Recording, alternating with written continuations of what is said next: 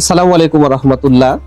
আজকে আমি একজন জান্নাতি মানুষের অর্থাৎ যে ইসলামের 10 জন সাহাবী পৃথিবী থাকতেই তাদের জীবদ্দশা শেষ করতে না করতেই তারা জান্নাতের সুসংবাদ প্রাপ্ত হয়েছিলেন, তাদের মধ্যে একজন অন্যতম সাহাবী হযরত আলী রাদিয়াল্লাহু তাআলা আনহু, যার গুণমানকে বর্ণনা করতে যে আমাদের প্রিয় নবী রাসূলুল্লাহ পাক সাল্লাল্লাহু আলাইহি ওয়াসাল্লাম বলেছিলেন, আমি যদি জ্ঞানের শহর হই তাহলে আলী হচ্ছে সেই জ্ঞানের দরজা।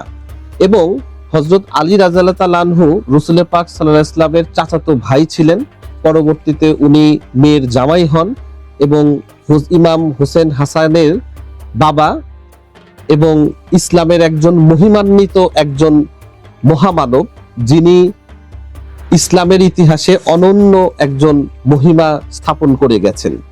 তো উনার একটি কোড আছে, উনার একটি কথা আছে যেটা আমাকে সব সময় অনুপ্রাণিত করে। তো আজকে এই কোডটি আপনাদের কাছে আমি বলতে চাই। উনি বলেছিলেন যে প্রয়োজনীয়তার অভাববোধকে তুমি হয়তো মিটাতে পারবে, কিন্তু তোমার লোভের অভাববোধকে তুমি কখনোই মিটাইতে পারবা না। তো এই কথাটার যে সিগনিফিকেন্স, প্রথমে আমি আলী রাদিয়াল্লাহু তাআলা আনহুর গুণমান বর্ণনা করেছি এই কারণেই যাতে আপনারা এই জিনিসটাকে আরো অনেক বেশি গুরুত্বের সাথে নিবেন আর কি। কারণ উনি একজন জান্নাতি মানুষ এবং এত বেশি একজন সফিস্টিকেটেড পার্সোনালিটির একজন মানুষ উনি ছিলেন। তো আসলে এই কথাটাকে আপনি যদি বিশ্লেষণ করেন তাহলে আপনি দুটো পার্ট পাবেন। একটা হচ্ছে এখানে প্রয়োজনটাকে উনি নীড় হিসেবে আমরা চিন্তা করতে পারি, আর আমাদের মনের যে অভাববোধ এটাকে আমরা গ্রিড বা লোভ হিসাবে চিন্তা করতে পারি। তো আপনার যেটা প্রয়োজন হতে পারে সেটা আপনার একটি প্রয়োজনীয় যে মৌলিক চাহিদাগুলি আছে, অন্ন বস্ত্র বাসস্থান, যেটা মিনিমালিস্টিক যে ইউজটা, এটা যদি আপনি রাখতে পারেন তাহলে আপনার কিন্তু সুখ স্বাচ্ছন্দ্য আপনার অভাব হবে না। আর আপনি যদি লোভের কাতারে পড়েন অর্থাৎ সেই নিড অর্থাৎ মনের যে প্রয়োজনীয়তা, এটা কিন্তু কখনোই আপনি শেষ করতে পারবেন না। আপনার হয়তো একটি সাইকেল নাই, আপনার একটা সাইকেলের জন্য লোভ হলো, সাইকেলকে আপনি যখন অর্জন করলেন তখন আপনার মনে হবে যে আমার একটা মোটর সাইকেল নাই। মোটর সাইকেল যখন আপনি পেয়ে যাবেন তখন মনে হবে যে আমার একটা গাড়ি নাই। একটা গাড়ি যখন পেয়ে যাবেন তখন আপনার মনে হবে যে আমার একটা বিমান নাই। তো এই যে মানে প্রয়োজনীয়তার যে অভাববোধ, এটা কিন্তু অসীম, ইনফিনিটি। তো এই ইনফিনিটির দৌড়ে পড়ে কিন্তু আমরা একটা র্যাটেল রেসের মধ্যে আছি পৃথিবীতে, আমাদের আরো চাই আরো চাই আরো চাই। তো আসলে আমরা যদি একটু চিন্তা করে দেখি যে আসলে আমাদের কতটুকু প্রয়োজন, আপনার এই প্রয়োজনীয় বোধটা যতটুকু আছে এতটুকু যদি আপনার চাহিদা থাকে আপনি সুখী হতে পারবেন। আসলে সুখ জিনিসটা আপনার মনের সন্তুষ্টির উপরে আসলে নির্ভরশীল।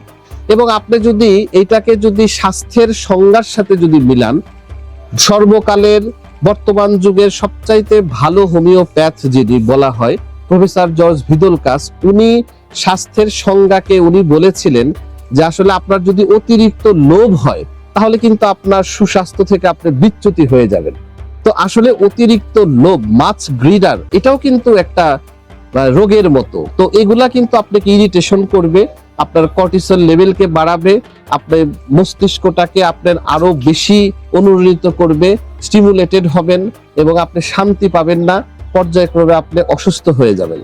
তো আসলে আলী রাদিয়াল্লাহু তাআলা আনহুর এই কথাটাকে যদি আমরা খুব গভীরভাবে আমাদের বাস্তবিক জীবনে যদি আমি ইমপ্ল্যান্টেশন করতে পারি তবে আমরা আসলে এই সুখ নামক জিনিসটাকে পাবো। আর আমরা যদি এই আমাদের অভাববোধ, এটা ইনফিনিটি, যেটা কখনোই আপনি পূরণ করতে পারবেন না।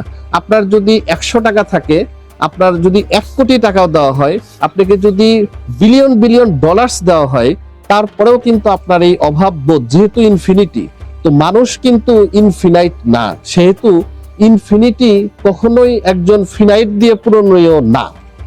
তো কাজেই আপনি যদি সুখী হতে চান, আপনি যদি ভালো থাকতে চান, আপনি যদি খুব সুন্দর একটা জীবনযাপন করতে চান এবং সুস্থ থাকতে চান মানসিকভাবে, তাহলে আলী রাদিয়াল্লাহু তাআলা আনহুর যে কথাটা, যে প্রয়োজনীয়তার অভাববোধ, এইটার মধ্যে যদি আপনি থাকেন আপনি অবশ্যই সুখী হবেন।